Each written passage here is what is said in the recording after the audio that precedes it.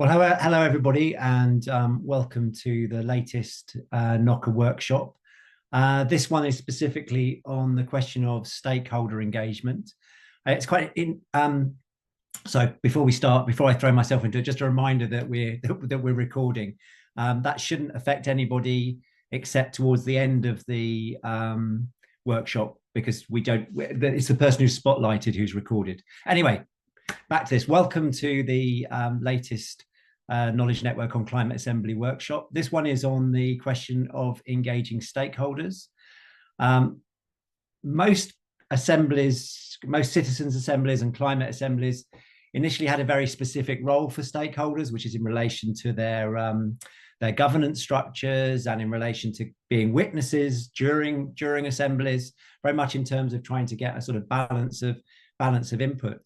But more recently, a number of climate assemblies have been experimenting with involving stakeholders in a deeper sense. And one of the things we're going to explore today is some of those really interesting experiments and cases where that has actually happened, and to sort of think about, so what role should stakeholders have in these spaces? Because many people who are interested in citizens' assemblies really think it's a precious space that should be for citizens only. Others are really interested in trying to bring more of the system into that space. So some really interesting debates, some debates to be had.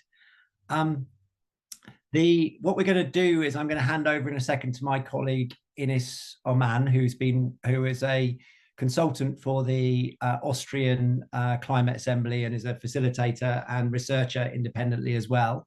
And she's going to take us through this process. She's been drafting a briefing, and this is going to help us develop. This session will help us develop that briefing further. And she's going to be talking a bit about the whole idea of stakeholder engagement and what it means for assemblies. And then we're going to introduce, and during her presentation, she's going to introduce 4 different colleagues who have worked at different arenas involving stakeholders in their processes. And we're going to give you a chance in the second half of this call to actually go into a room and dig a bit deeper into one of those cases, and to think more broadly about what stakeholder engagement means for you in relation to assemblies, and what sort of guidance KNOCA needs to put in place. Well, as ever, I'd be really delighted if people could put questions into the chat, because then I can feed those into the discussion later. So anything that pops into your mind, please throw it in. If you have interesting examples, please throw those in there too. But what I'd like to do is introduce Ines.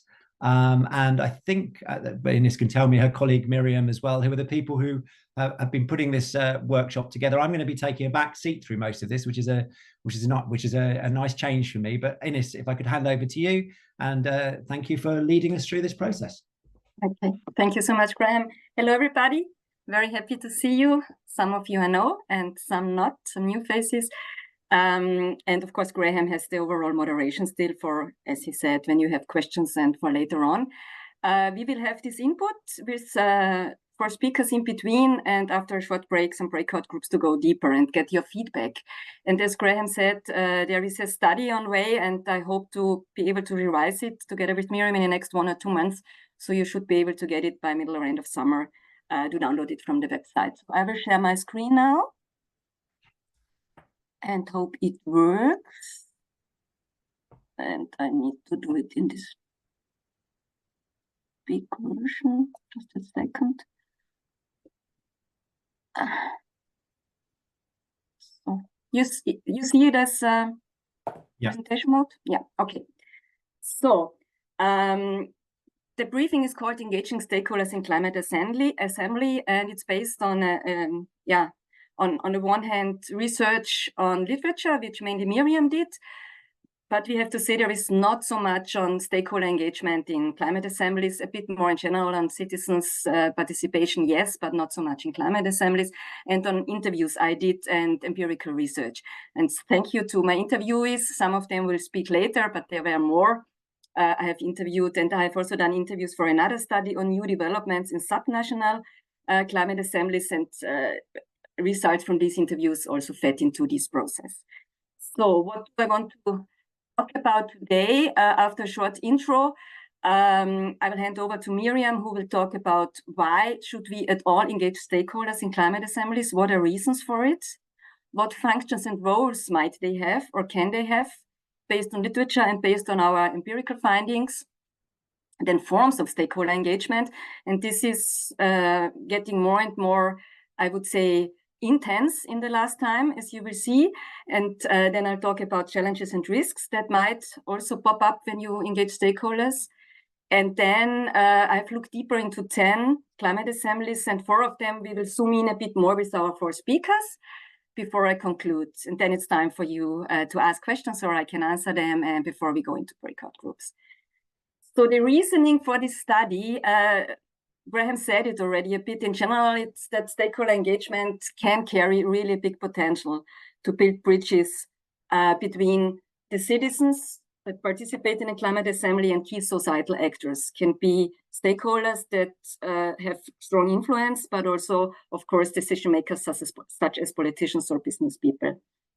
However, we don't have really solid knowledge and research on the role and nature of stakeholder involvement so far. There has been a lot of research on the integrative design characteristics, but not so much of the internal. That's why we thought we can do a study on it and also do a KNOCA guidance, which is not existing yet.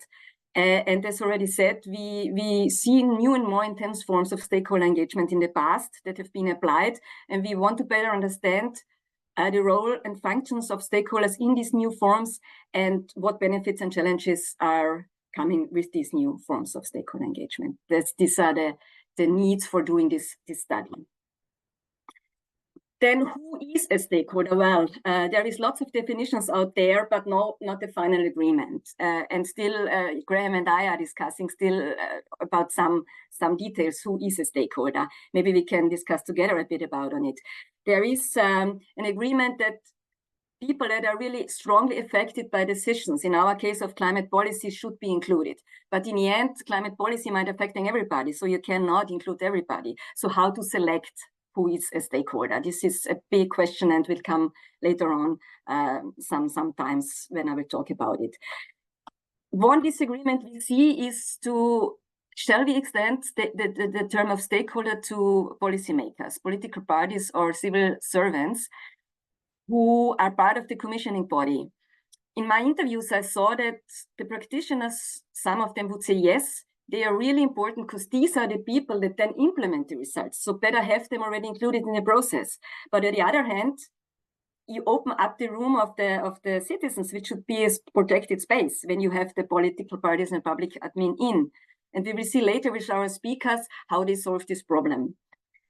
One author who wrote about stakeholder engagement is Kahan, and the definition he poses is that a stakeholder is a representative of a formally constituted group organization that has or is thought to have a collective interest, in our case, and or a stake in a field of climate policy. Of course, every citizen is also a stakeholder, and then the differentiation between expert and stakeholder is also not so clear. We defined also experts as stakeholders who have not been part of an extra scientific advisory board, but who are seen as information givers into the process, thus they are also experts.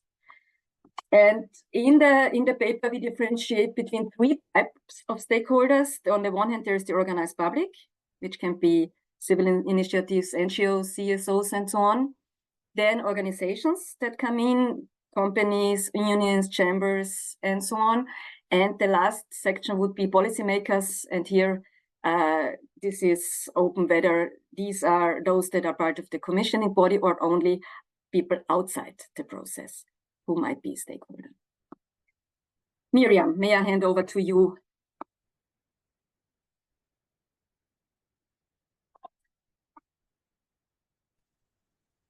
Yeah. So, yes, first question that arises is why at all to engage stakeholders? Why making this already complex process of citizen assemblies more complex? And in the literature we saw, and in the interviews Ines conducted, that there are at least 4 very big benefits. And the one is very straightforward: to get better and more robust information. And to this end, it's often in the learning phase that stakeholders are involved, and to add to the more academic knowledge that experts can bring in the climate assembly, also non-academic knowledge that is often also a local knowledge and a quite detailed and practical knowledge. So then a second benefit is the multiplier effect, and to help to make the results more effective, and through disseminating, increasing the awareness of the Assembly's results, and also through translating the results in a framing or in a language that is relevant to the respective groups they represent, to that resonates with them. So this would also multiply the effect. Connected to this is the third benefit, which is to help to make the results more efficient. And this could helped by the influence the stakeholders might have on the one hand decision makers from different kinds, or also because their own activities might have strong impact. And so if they will change in their activities, this will also be a quite efficient implementation. And the fourth one is that they can have quite some influence on societies, and also to change quite radical also values or viewpoints in society. Connected to the these benefits are the roles. So the benefits are quite diverse, and this is also because the roles they are involved are quite diverse. So our first one, the one related to the information, is to provide input and expertise and knowledge and so on. To do this, they are often invited as speakers. It's more often in an oral manner that they bring in this input, but also sometimes in a written manner. And so this should enrich the knowledge and increase also the quality of the results by bringing in their specific knowledge. Then a second quite different role is the one Graham was mentioning in his introduction, is to be something that it's often called a steering group, and to observe, to ensure the process quality, to ensure that there are not too strong biases, to look at for fair conduct, and also this can be important that they tell this also in front of the media, or that in the public opinion, this view that it's a transparent and fair process is reflected. A next one is the one of witnesses, and this is that they bring in their perspectives, very different perspectives. And this is not so much on that they bring in and they look at the process quality, but they look that there is also fairness in regard to the content that is fed into the climate assembly, so that all the different perspectives are there. And advantage of this role, of this function, is that if this is these different perspectives are in there from the very beginning, you can also anticipate possible barriers. Then the fourth and the fifth role and function are a bit similar. So the one where they connected to the efficiency and to reach out to the networks, and also relationships to decision makers, in increasing thereby the implementation.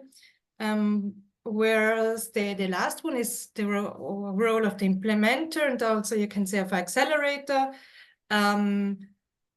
elaborating on concrete actions, and yeah, and also to go beyond this, what is often called this one-shot injection of a climate assembly, to guarantee that results are relevant and implemented also beyond this specific moment of the climate assembly. Okay, thank you, Mirjam. I take over now. So we have different forms of engagement. It can really go from a very simple form, a briefing, where the organizers meet the stakeholders once and tell them about the climate assembly, how it works and what it wants, full stop, or to really deep participations where stakeholders meet the citizens not only once, but more often and are part of the deliberation group and phase. The standard approach is mainly giving information, being an advisory board, a governance body, steering committee, witnesses, so these first roles. This has been done quite often and used by many climate assemblies. Scotland is a very good example here, as they had this governance body that was installed not only during the assembly, but 9 months after. So they were able to further support in a follow-up process, for instance. And then we have more interactive forums, and this arrow shows that the intensity of the interaction can go deeper and deeper. And this is a formalized citizen-stakeholder interaction, where the stakeholders and the citizens meet in separate processes and maybe also have common meetings once or more often. We had this in Austria and also Erlangen and in Burgundy-Franche-Comté, where we have speakers here who will talk more about it. And the very, very most intense one we have seen so far is to have only common meetings where citizens, stakeholders, and even policymakers are together and deliberate. This has been done in Ravensburg, for instance, and also in Dutch municipalities, and we have a colleague here to talk about this. So where you really cannot separate between what is the stakeholder and the citizen assembly anymore, but they are all together. And of course, the question comes up, is this still a citizen assembly or is this something else? And does it make sense? And if yes, when? We will come to this later on. And before I open to my speakers, there are a couple of challenges and risks out there when you engage stakeholders, and of course, things to take care of. In the literature, but also based on experience, it's really important when you do your selection of stakeholders, do this carefully. Think of whose interests are allowed to enter the process. These stakeholders, they do have some power when they are in the process. Are these the usual ones, or shall these be groups who are underrepresented usually, who are marginal, who do not have so many resources or persons, and you still want to have them, or the usual suspects? This can be done by even a stakeholder mapping. Erlangen, for instance, had their own workshop to map stakeholders done by facilitators. So this is part of the process already of the pre-phase and is important. Another challenge is to have power balances and not imbalances. Of course, even within citizens, you have imbalances, because some people they are to speak more often or just more active, others are more passive and introvert. And it's always a matter of facilitation to reduce these imbalances. And if you have stakeholders involved, this is even more important, especially if you have people who are used to speak, who are used to have power and use their power. So be careful here. We have seen in literature, interestingly, I would say for me, that stakeholders are rather skeptical to their role in a climate assembly before they enter the process. So pre-skepticism, I would call it, because there is a threat to their status. Might they lose their status? Also policymakers, there's somebody else suddenly who decides. That's why it's really important to be very clear and transparent about what a climate assembly is and what it's not. And you can reduce this skepticism by building up trust. Also trust that sometimes stakeholders think that citizens are not able to make good decisions because they don't have the knowledge, or they are not representative for the society, and so on. And this can be reduced by giving information. And of course, if they meet each other, then the trust usually by stakeholders is usually increased. There's also a nice way how they dealt with this in France. I will come to this to Erwan then later. And stakeholders might use the process to interact strategically, to even increase their power and their influence. We want to capture it for their own interests. And it is really important when you increase stakeholders to to tell citizens who they are. And when they are lobby organizations, then let them know they really have interests, maybe vested interests, hidden agendas that are there, and they are not neutral. So really talk openly about who they are and what their role is. So this was the first part. I think shall we stop here for questions, Graham? No, I think we continue with this with my practice examples, right? Yep, carry on. Okay, so these not you don't have to read all these. The text is in here for you later to look at the slides. But these are the 10 climate assemblies we looked deeper in interviews and reading reports and so on. And you see that we had some standard approaches. I only want to look shortly at Austria. It's a part of Austria, a federal state, and they had a couple of climate assemblies in municipalities as part of developing the energy and climate strategy of the municipality. So the climate assembly was part of a bigger process, thus the results were really implemented, and the stakeholders were not only giving their expertise, but reflecting on the process and helping to implement the results in working groups. And there were different working groups on mobility, on consumption, on energy, with stakeholders and citizens. So from the beginning on, it was clear they would be part of the implementers. It's quite interesting and quite successful. Now I would like to come to one of the more formal processes to Austria. We had 22, a national climate assembly here going for half a year, meeting the 90 people, citizens met 6 weekends, and we had a stakeholder board existing of about 12 persons representing different organizations, NGOs, chambers, unions, the climate referendum, youth, and so on. And they met in between the weekends and were mainly informed.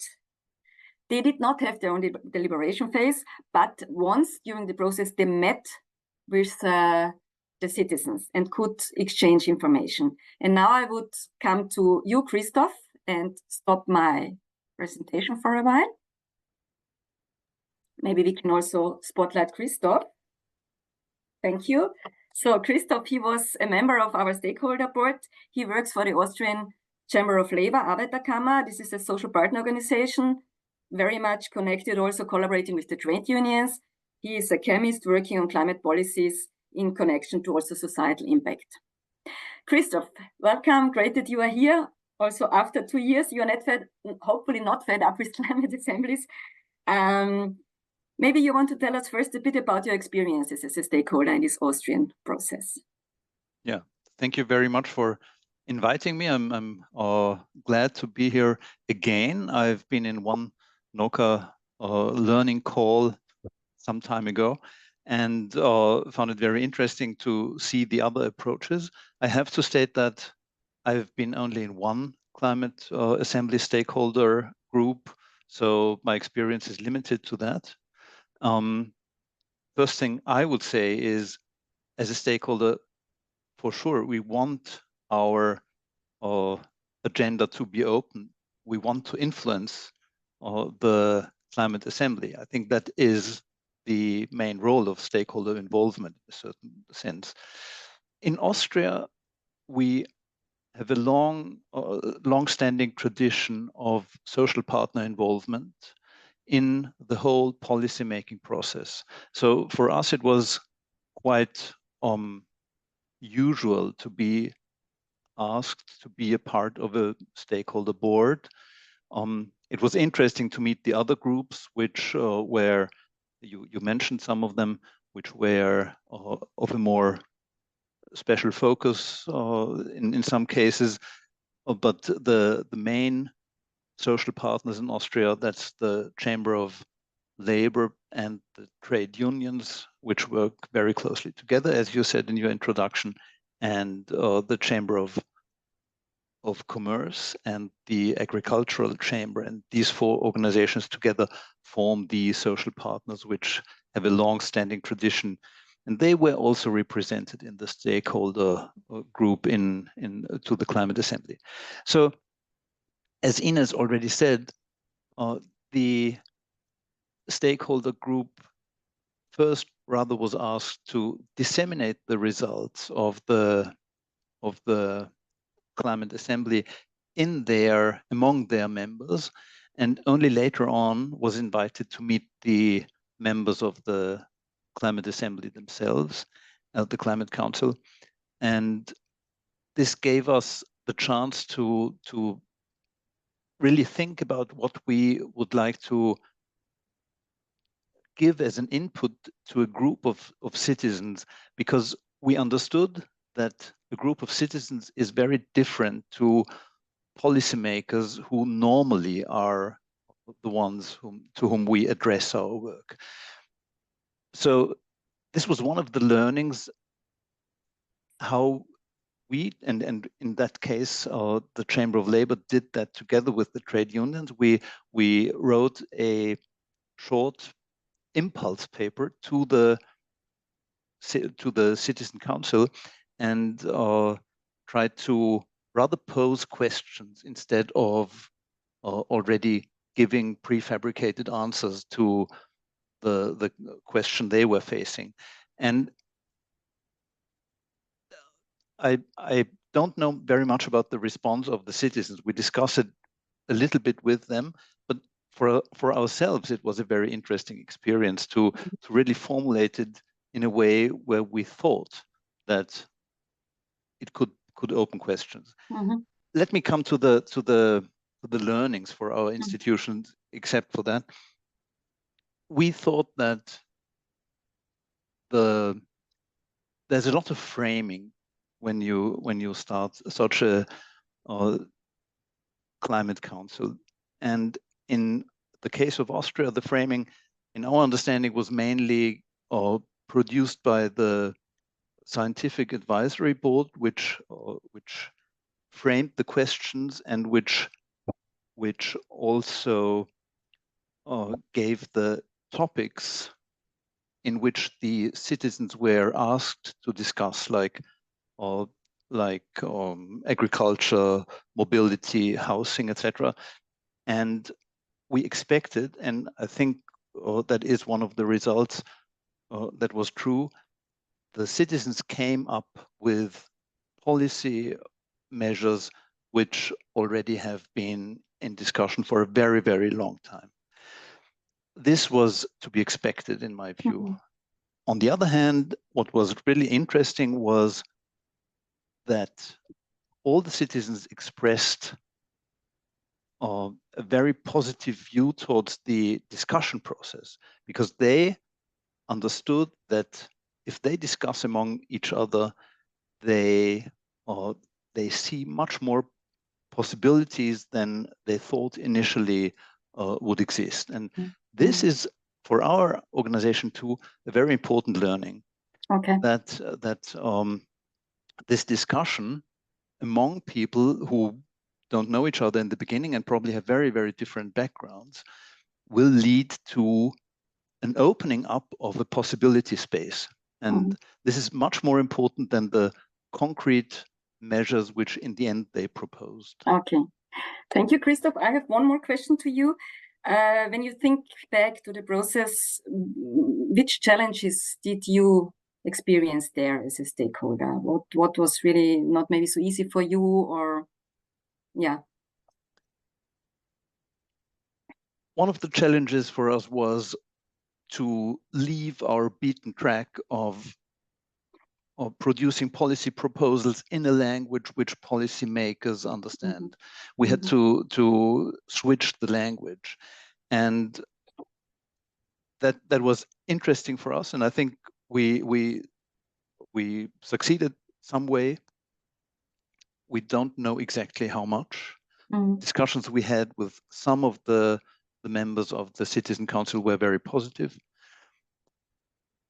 And one learning was, as I already said, that was a positive learning, not a challenge. That the space of possibilities opens up when you discuss these things. Okay, thank you very much. We'll see each other in a breakout room. I'll be with you in one after the next speakers and our little break. Thank you, Christoph. I'll go back to my slides for a second. The next assemblies will go a bit deeper in Erlangen in Germany and Burgundy-Franche-Comté in France. The process in Erlangen was that you had a citizens assembly on the one hand and a stakeholder group on the other hand, which was bigger than the citizens group. So you had the usual stakeholders such as NGOs, associations, city-owned companies, but also civil servants from departments of the city that are connected to climate policy and politicians. And Erlangen did a stakeholder mapping in the beginning to choose the NGOs and so on to that should attend the process. They met consecutively, but also had 2 meetings together where they were mirroring the results of the other group. Both had a deliberative process, so this was way stronger than the process in Austria. And I also talk about Burgundy-Franche-Comté now, that this was a bit of a similar process. Difference was that there were more participants. We had 40 citizens, so they had about 50 stakeholders from different groups. This process is about to end in June, and they also had the parallel meetings. Deliberative processes are met twice. So this was the same as in Erlangen. And I have 2 practitioners here, or we have 2 practitioners here from Erlangen and Burgundy-Franche-Comté, whom I will ask a bit more about their process. And I'd like to start with you, Simone. Simone Zippel from Erlangen, from the city of Erlangen. She is the climate protection manager there and was one of the main responsible persons for the climate assembly in Erlangen. Welcome, Simone. Thank you for being here and also for being my interview partner. I would like to ask you first to talk about your role in the process and then also what you would say was special about your stakeholder engagement process. Okay, thank you. Also, thank you very much for the invitation. I actually, Erlangen is a city in the south of Germany with about 120,000 inhabitants. And in 2019, we declared the climate emergency. And so the city council said we need a new position in order to tackle this climate emergency and find a good way how to become climate neutral. So, and if a city wants to become climate neutral, we have to involve everybody, 120,000 inhabitants. But this is not realistic. So we were thinking a lot, how can we find representatives in order to develop an action plan to become carbon neutral. And so we thought one group are the citizens, 25 citizens. So and the other group are the stakeholders. 25, sorry, I did a mistake. I had only 10. Okay. Yeah, and 35 stakeholders, and we also had politicians, but they were another group. They were in the steering group, so we didn't integrated the politicians in our stakeholder group. So we informed them in another way, and for us, it was very important to engage the stakeholders because we know that about 2% of our carbon emissions are from the city administration and the rest, about 40%, is by companies and so on. And so we needed them to engage in this action plan. And furthermore, it was not an action plan just for the administration, it's for the whole city. So we engaged the stakeholders in order to develop the actions, but also to implement them afterwards. So this was very special in our case. And of course, it was very challenging because you already said we had 2 groups and they both developed one action plan. So we knew, okay, this is very challenging, very demanding. So we had support. We had 2 partners, a scientific institute with lots of knowledge, the IFA Institute, and on the other hand, we had facilitators, so very professional facilitators who were neutral and who also guided all the participants throughout the process. And the challenging thing was that, there was one group is working on the measures, and then you had to transfer the results to the other group so they can build on the results of the other group. And so this was a ping pong process, when I can call it like this. And in the end, we had an action plan, and all person could vote for or in favor or against of each measure. So Yeah, thank you, Simone. There comes my question now, because you said it was a ping pong, but in the end, who decided which actions came into the plan? Was every voice had the same value, no matter whether it was a citizen or a stakeholder? And was there kind of consensus, or were there more like disagreements in the process? And if yes, which ones mainly? Okay, we did 2 votes, the votes of the citizen assembly, and it was very transparent who was in favor and who was against it. And actually the citizens were all in favor of implementing the actions. So there was no against it. Actually, I have to admit, during the session, we said, you can also say no, it's no problem, everything is possible. So we really encouraged them to speak out their opinion. But they were all in favor for this to implement the 41 actions. The stakeholders, there we did online voting. But we said they have to say either yes or no, and if they say no or yes, they can do comments. And we made everything very transparent. So there is a report, and you know, what did the Chamber of Crafts said, what did the big company said, what does Friday for Future says, and so it was very transparent. So you can see there was one action, there were only 60% in favor of it to implement it. And the politicians had this report and could look at it and then decide whether they follow the 60% or said, no, we also are against it and will not implement it. So in the end, we can say it was the report was the report of the Citizens Assembly plus the stakeholders' opinion about the results, right? So that the policymakers could really differentiate between what is coming from whom, which I think is good. Yeah. Okay, thank you for this explanation. I was not aware of it, and quite a complex process. Would you say it was worth it? Would you do it again? Absolutely, absolutely. Just yesterday, I had a big event with the stakeholders, because we continue to work with the stakeholders. We right now we have about 40, 50 scientific organization companies who are all working on the climate action plan in Erlangen to become carbon neutral.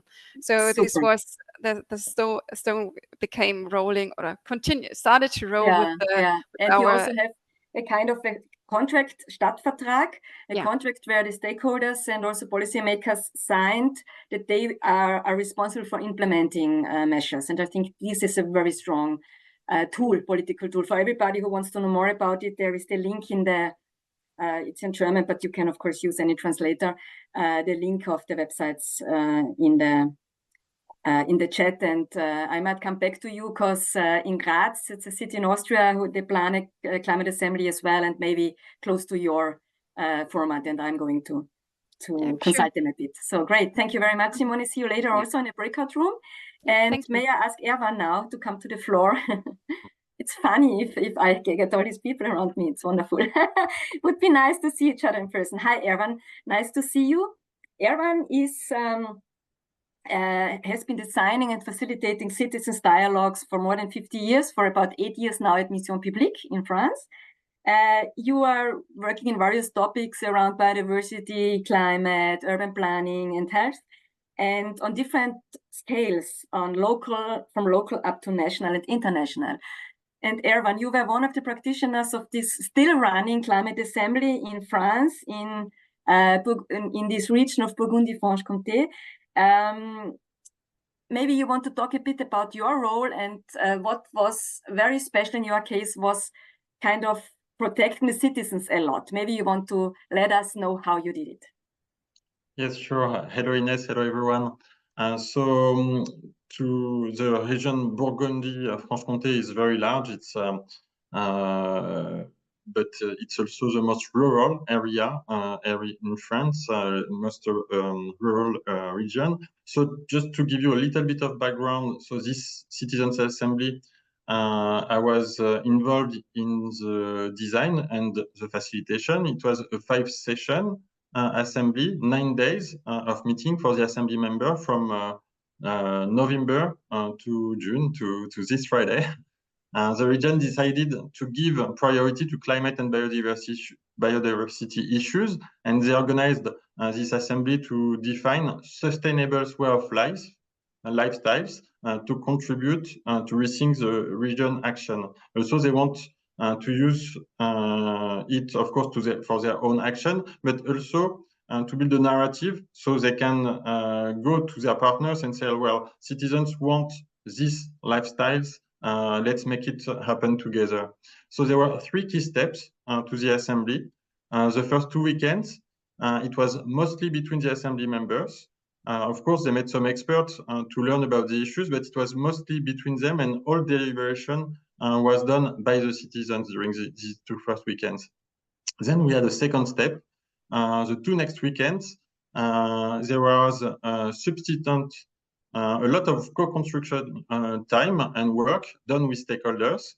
So here, when I'm speaking about stakeholders, I guess I'm talking about people who will help for multiplying and also advising and implementing action with the citizens. So there were partly actually public workers from the region and many partners from state level to NGOs and private organizations, but only people that will bring basically everyone into the room, all the system into the room, but the system that's contributing to making changes in the lifestyles. And then there's a third step, I will come back later on it, that will be at the end of the week with elected representatives from the region.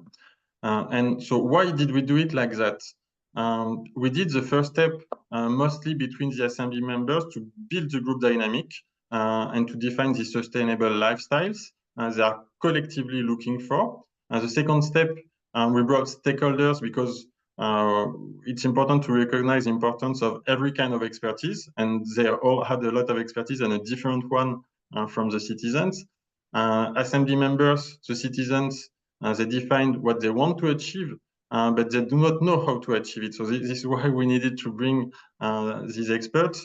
And also, as I said, we wanted the whole system in the room, because to make it happen, this change in our lifestyles, it has to be desired by individuals, but also we need to change all the framework around us to make it possible.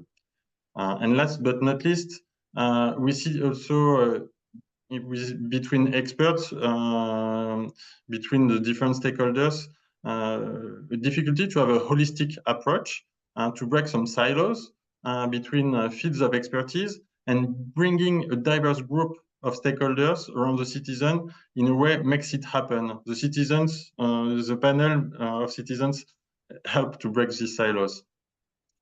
And the third step, with the elected representative, we felt, when I say we, it's we, Mission Publique, when we design it with the region Bourgogne-Franche-Comté, we did it like that because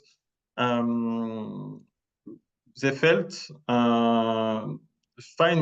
they feel fine with many propositions, with the lifestyle citizens want, but they anticipate that between some elected persons, this will generate some debate, because they are now at the step of instructing and nearly adopting propositions from the citizens. But some are generating debate, and they feel they need to hear the citizens firsthand before they make a decision. So it's really important for them in this process. And also they want to be fully transparent. The citizens committed a lot to this project, and they want to share the next steps because the convention is only the first step in a larger governance process. Mm-hmm. So you also have a focus on a follow-up process already, which I think is good to come up with ideas to how they can help for implementation. I have questions to you. The first is, who is voting for the results, for the recommendations? Only the citizens, or citizens and stakeholders? Or who did? Yeah, it's mostly it is citizens who are voting. And maybe I should develop a little bit this concept about safe spaces that makes sense in this assembly, to understand why we did this vote only between citizens. And it's really an important, like, we felt discussing with the stakeholders that we should do it like that, and then it really made sense when we produced it, because to have the whole system in a room, required certain conditions, creating safe spaces both for participants and stakeholders. So for the first step completion, so this description done during the 2 first weekends of the lifestyles, we needed, it was really important because then the citizens, they could think as a group. They describe these aims that they are looking for, and then it made sense for them when they discussed with the stakeholders. And the safe space approach also makes sense for the stakeholders because to engage them as a group, they are not familiar with such processes. The first day, it was only between them, so they felt free to react on the assembly members' expectations. It enabled us also to clarify misunderstandings, so it would be clear what they were going to do, both on the methods and citizens' work. And also, we gave them some guarantees that we didn't want them to prevent themselves from saying what they think. So they had to be only together, just not to be nice with citizens and not saying what they think. And they also produced then a first draft of proposition, first draft, to accomplish the goals set by the assembly. It helped us prepare the meeting with the citizens. And so when I say it was the citizens voting, in the third and fourth session, it was always 2 days. The first days, all together, stakeholders and citizens discussing on how to make it happen, these lifestyles. And the day after, only between the citizens. And it really made sense because the citizens were very positive.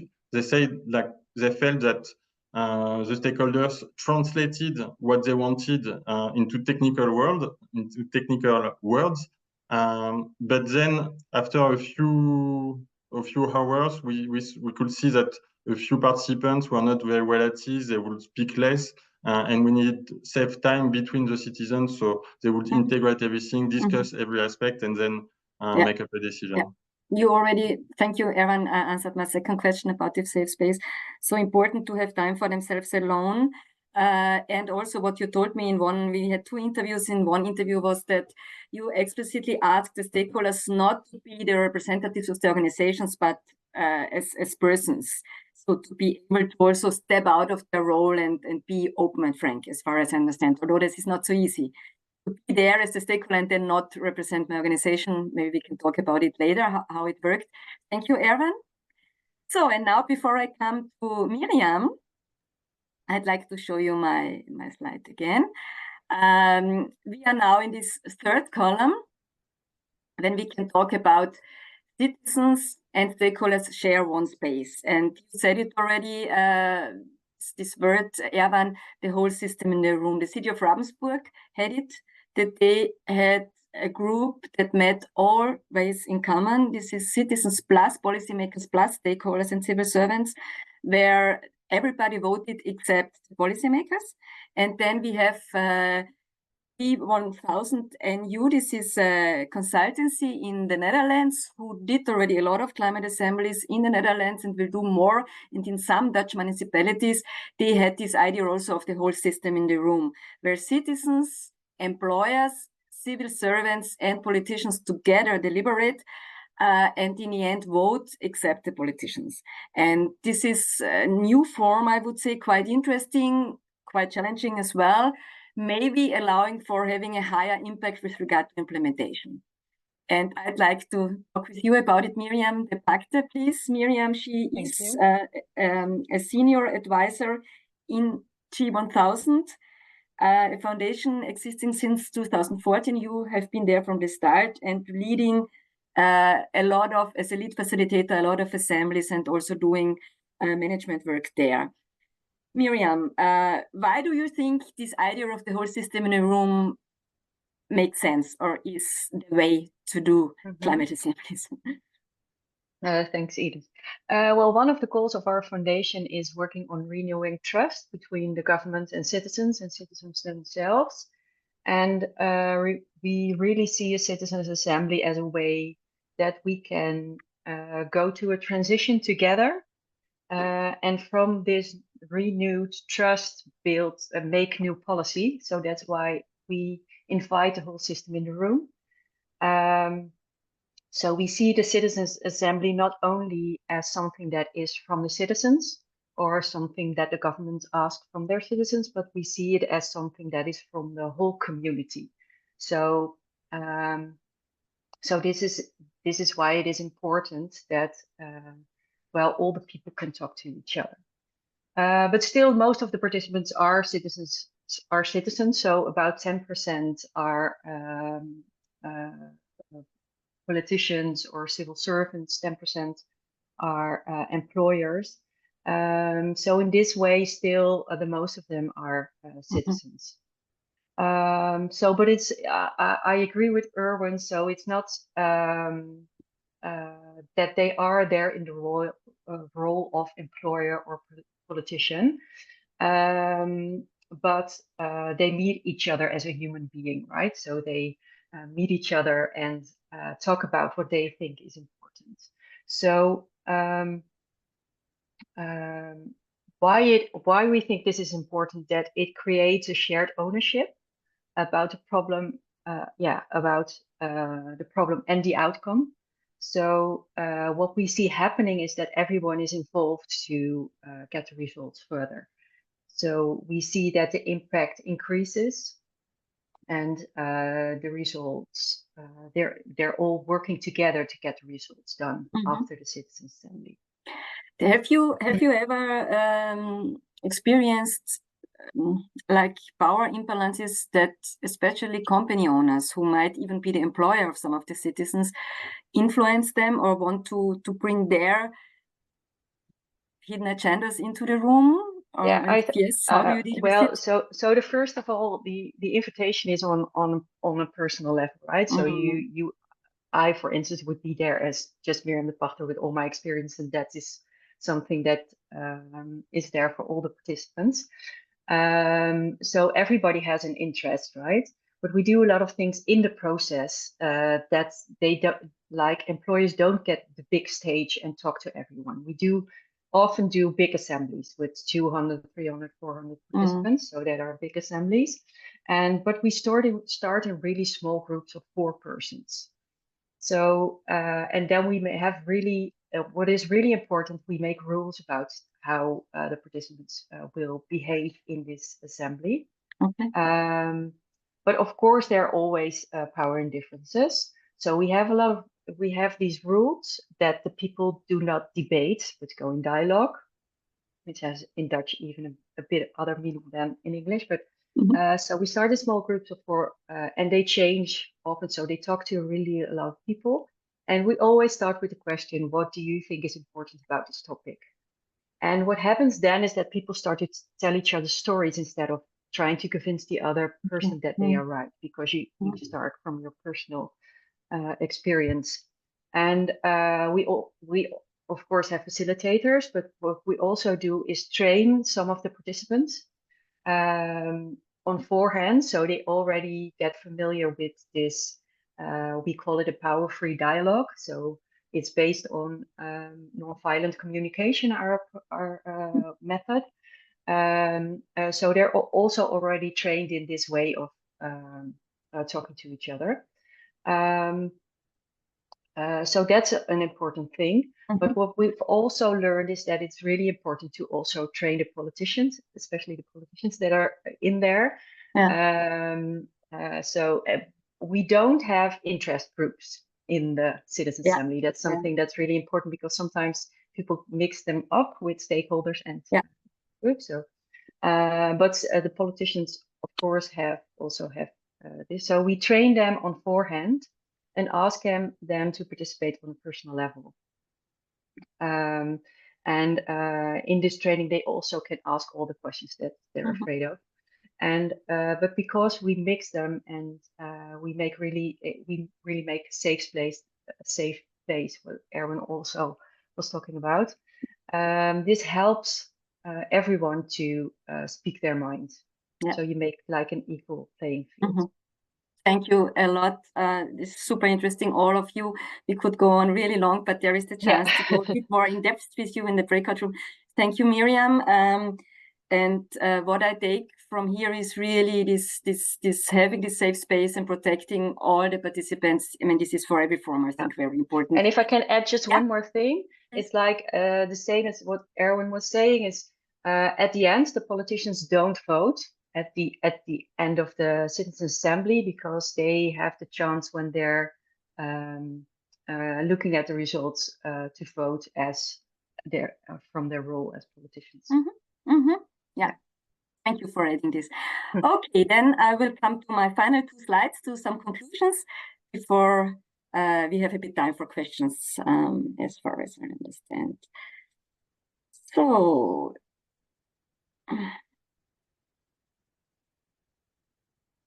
more on this is in the briefing. So to conclude, I have some key insights. This is now has been discussed in the last minutes, I would say, with my colleagues here.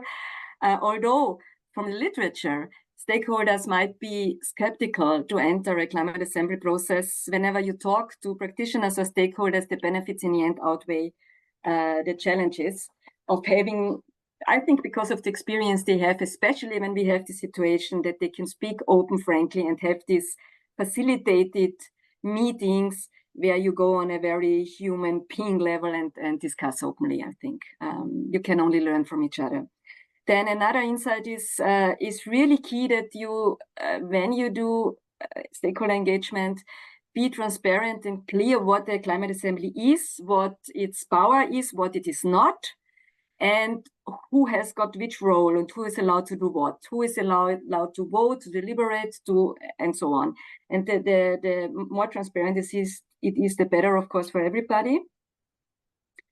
And this consultative nature of a climate assembly is important to mention over and over again, because then the risk that somebody loses his or her influence is, of course, reduced. And then what I would say is climate assemblies who had common deliberation phases between citizens and stakeholders might have more impact on implementation. Why? First of all, they enrich each other with their experiences and their knowledge, so their recommendations might be richer and also more feasible. Because if you have, for instance, civil servants sitting in together with the citizens, and they would hear the recommendations from the citizens and then give a feedback whether this is feasible at all or on which governance level, you can enrich the recommendations that they are easier to implement in the end. This is one insight I would say I had. And the more active the role of a stakeholder is, the higher the trust for his or her in the process, because he is building up the process, or she, when she's part of it, of course.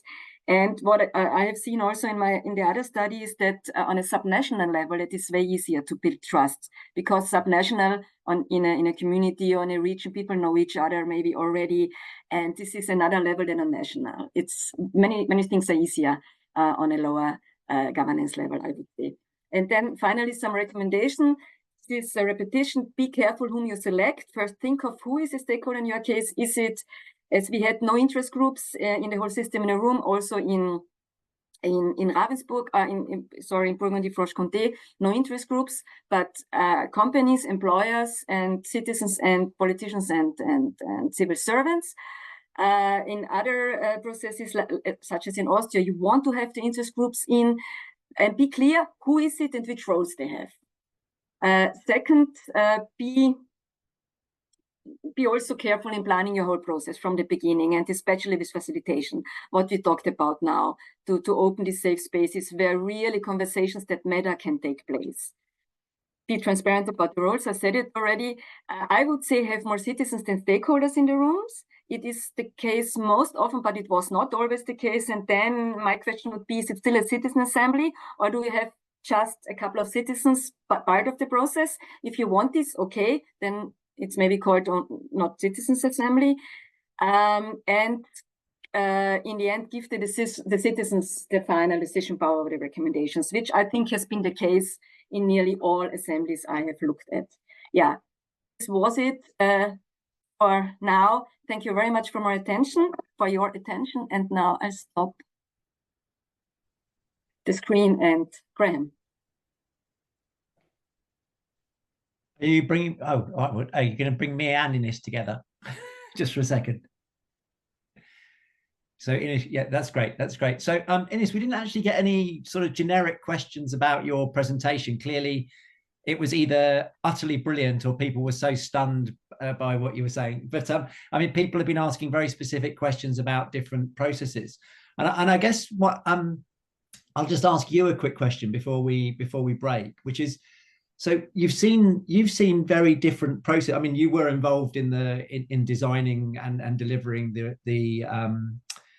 the Austrian one. I'm kind of interested. You've now sort of introduced the Erlangen one. You've introduced the BFC one. You've introduced the G1000. Is there a particular one that you're attracted to? What was it? Or, you know, is there a particular model that you think, actually, I think they've got it right? Or do you think we're still really experimenting here and we've just got to keep trying with different approaches? Rather the second, and I would say I would really differentiate between the level you are on. I think it's too much effort on a national level to have a process such as in the whole system in the room, or even in BCF and Erlangen. I would, for the national level, still make it a bit more interactive in having a kind of maybe meeting twice and having a bit of a deliberation also with stakeholders.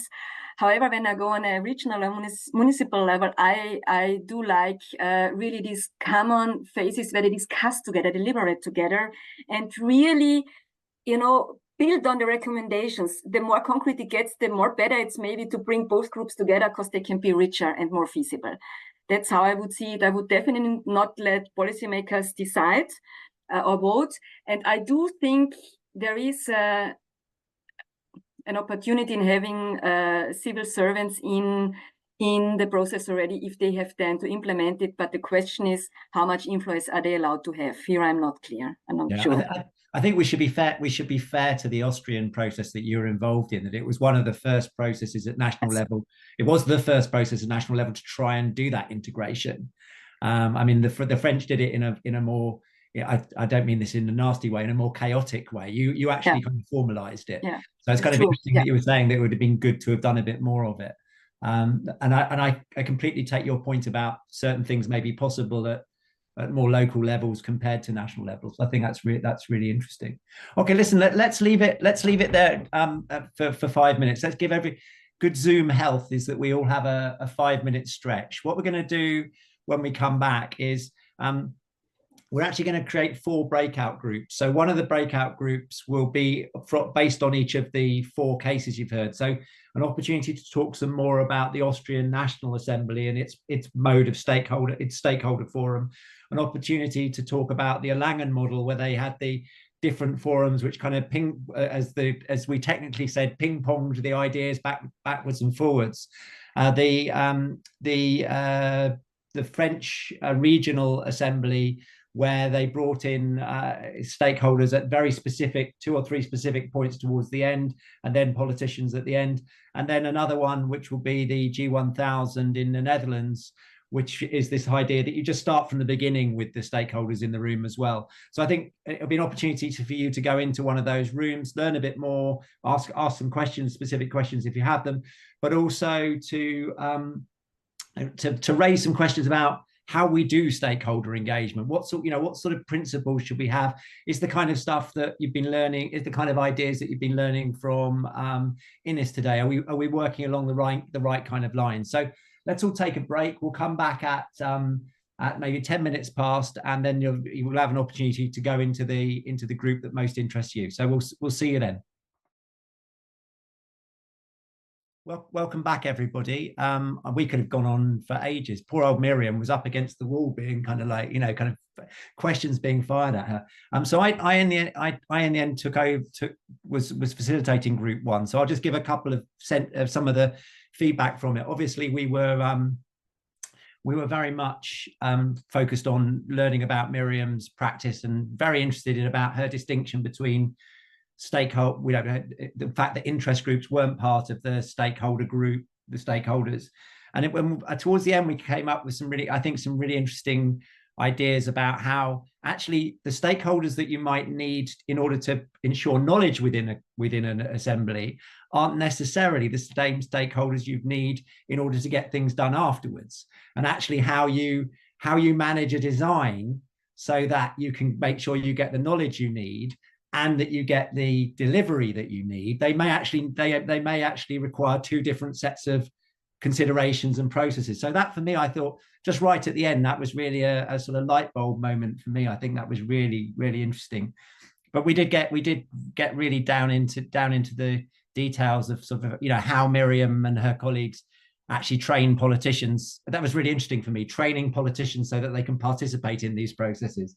I think that was really great. So for me, this idea of making sure that you are thinking about what it is you're trying to get out of stakeholders is going to really influence the design. I think that's going to be something that we should really take forward in terms of any guidance that we produce from KNOCA. So if there's anything else that was said in my group that I haven't said there, obviously there were details that we had with, and I think actually, sorry, one thing which we kept coming back to was how do you select these? How do you select which stakeholders? I think that was a really interesting question, and I think one that no one really has kind of completely bottomed out.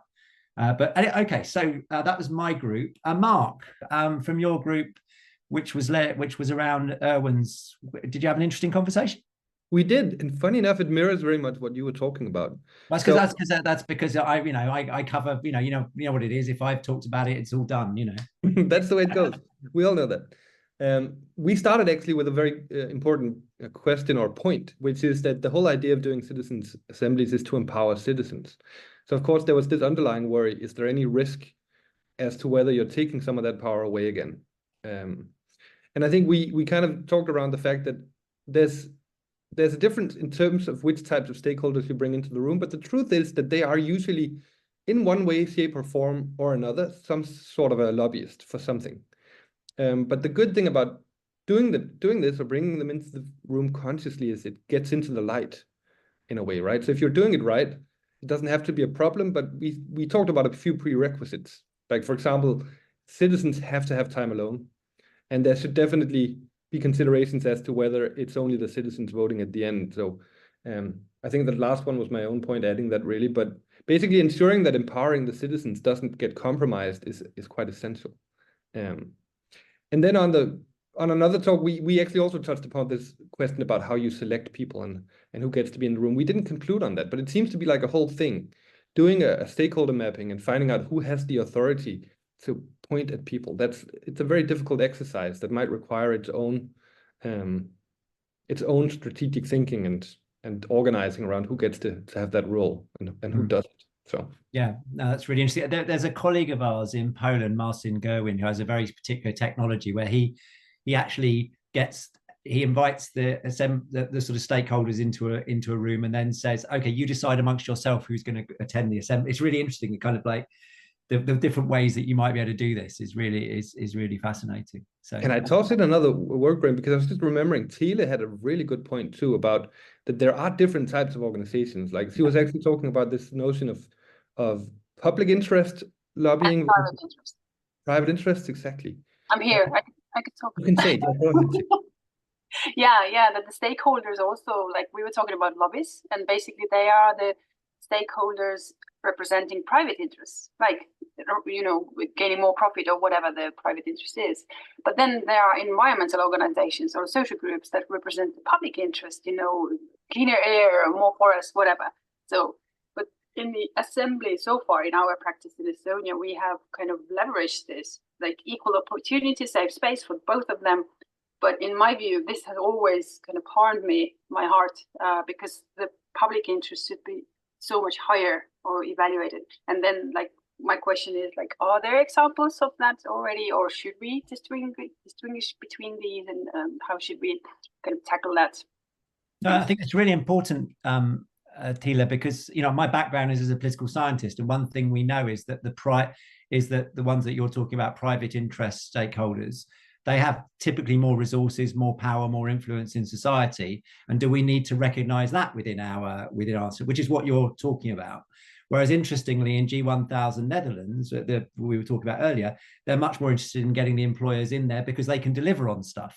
You know, so it's really, really difficult about sort of, because the public interest lobbies can't necessarily deliver. So it's really fascinating. Anyway, pleasure to see you, Thiele. I didn't realize you were going to pop up like that, but that was really nice. Okay, so if we can get Morten into the space, that would be great. Morten, I think you were reporting on the discussion around the Erlangen ping pong model. I'm going to start calling it now. I've just that's going to be my take home from that. Thank you. Yes. So Julia, Mirjam, and Simone, please add if there is anything that I'm not responding here on what we talked. So I just have a few quick points here. So the first one we talked about is that is the situations that the randomly selected citizen for any reason becomes too much of a stakeholder to participate as a citizen in the assembly. And you're getting really meta now, aren't you? God, yeah, this is... No, because this is a real dilemma that you can get into if there's one of the citizens that is for any reasons like representing interests that makes them difficult in their role as a citizen. And we didn't come to a final conclusion on that one, but that's a dilemma. And as well, we touched upon that running an assembly is such a big process that different parts of it are intertwined and has to be it's connected with each other. So during the totally parallel meetings, the first form of stakeholder engagement can be a big resource consumption fall. So that would, as I heard it, was kind of an argument for doing the two processes parallel with each other and making sure that they feed into each other continuously throughout the process. Do you have anything you want to add, Julia or Mirjam or Simone? Actually, we also spoke a lot about the selection process. So this is maybe a topic all of the three groups until now spoke about. Yeah, this. Did you come to an answer? Did you have an answer? Not in a short one. We're going to keep it as a secret. We need a simple answer here. Okay. And last but not least, Ines from your group. Thanks, Morten. Yeah, I need now to take care not to mix already my final synthesis, which is a bit interlinked in my group. There were some questions to Christoph and me on the Austrian process, and then two points I think I'd like to give to you. The one is Christoph said, and this is really a nice quote, is as soon as you invite stakeholders in the form of interest groups, you invite perspectives, and be clear that you do this. Even scientists do have perspectives and are not fully neutral. So it is clear, yes, but to be aware of it, I like this, and to think more about it. And then another point was also whom to invite, and shall we invite really radical positions, especially in its polarized world we are more and more in, and in these extreme positions. And there were rather a yes in my group, do it with clear rules how to behave, what to say, how to engage, and as long as it's appreciative and not in any form homophobic or racistic, so then yes. But again, who decides what, we did not then talk about, but yes, open as much as possible. This was also a result. Okay, that's really interesting. That's really interesting. Okay, now I'm going to switch to the final thing. So Ines, we've just had so we've just spent 2 hours together talking about stakeholders. You came in with a whole bunch of ideas about how you were thinking about it. Anything that has not, is there you've learned a lot through the process, obviously, but what are the sort of key things that you're going to take away from the last couple of hours? Yeah, there were quite some. Thank you, everybody. So this selection of the stakeholders and who is a stakeholder, definitely no agreement. And what popped up in my mind is you, if you do a process, have to decide by yourself who is a stakeholder for you. Interest groups, yes or no. Civil servants, yes or no. And it depends, as you said, Graham, on what do you want to get out of the process and from your stakeholder group. And from this, then design the process and design the selection of the stakeholders. It sounds easy, it's difficult, but that's how I would do it. For me, interest groups would be stakeholders, but I fully understand, Mirjam, the whole system in the room, why they are not there as stakeholders.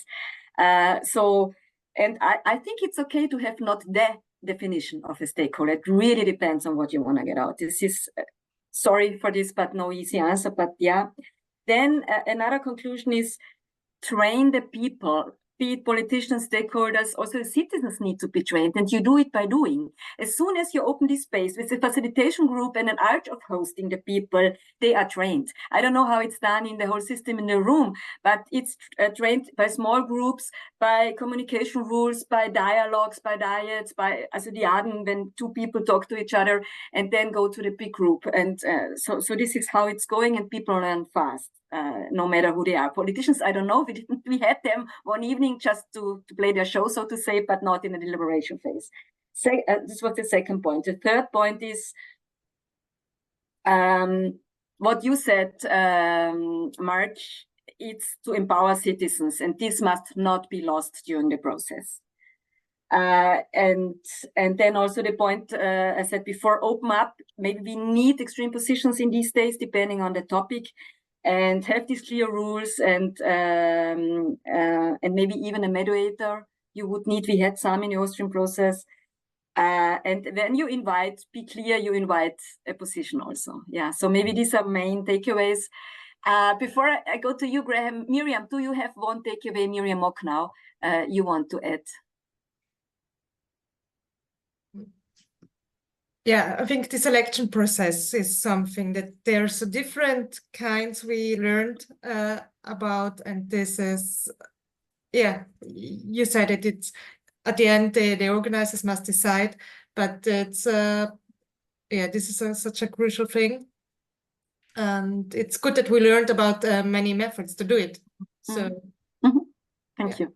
I think this is going to become a standard of KNOCA guidance. Is it says it's all context specific. It depends, but I think the main thing is that we get people to ask the right questions about why they're engaging stakeholders, and if they're engaging them for particular reasons, you need to think about these issues. If you're engaging them for another reason, you need to think about these issues. So I think that's really fascinating. Okay, listen, there was a question in the chat about, is there a publication that people can read? And the answer is there will be a publication that people can read, because, and Ines, I think over the next few weeks, we'll finalize that, and hopefully before summer, if not the other side of summer, we'll publish something. But we really wanted to get some input from the community to make sure that we were thinking along the right lines. And what always happens when we talk to our community, it's got even more complicated. But that's fine. That's fine. And well, it's fine because I'm not writing it. Ines has got to write it. Ines and Mirjam have got to write it. So anyway, so we're coming to the end. Mirjam, Ines, thank you so much for taking us through the process. I'd really like to thank Mirjam, your co-writer, and the other Mirjam from G1000. Simone and Christoph and Erwan. It's always great having people coming in and talking about their absolute lived experience, and being very open about what they do and what some of the shortcomings of what they do is, and the network can only really thrive if we do that. I just want to, before we go, advertise the fact that next week on Tuesday we've got the postponed workshop on our emerging trends report. I had COVID, that's why it got cancelled. So I'm sorry, there are two events very close to each other, but that's all we could do. And just to let you know, in early July, we're going to be launching the playbook for civil society organizations, which Alina's been working on for quite a long time now. Many of you have been part of those discussions. We finally got a version which we're going to be launching in early July, and we'll let you know the date as soon as possible. Also on our website are some events from our partner organization GLOCAN, which is looking at global citizens assembly, and also an event by International IDEA, where Nicole Curato will be speaking. So lots going on, but obviously always privilege our events over other people's. Ours are much better. You all know that. And it's been a pleasure. It's always a pleasure to spend time with you all. A lot of us do this work in isolation or with our, in a small group. And it's just really nice to know that there are people all over Europe working on similar issues and who are thinking similar things or trying to figure out similar things. So once again, thank you to everybody. It's been a real pleasure as always. Take care.